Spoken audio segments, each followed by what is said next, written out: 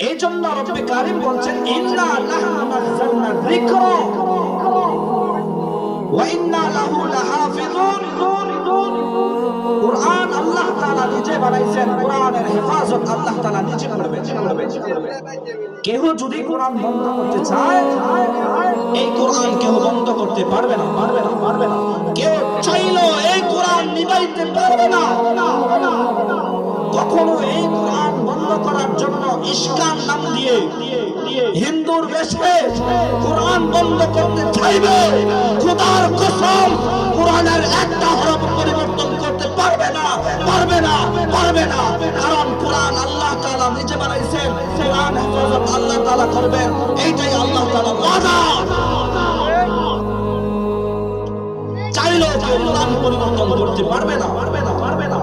চাইলেও কোরআনের এই মাদ্রাসাগুলো বন্ধ করতে পারবে না।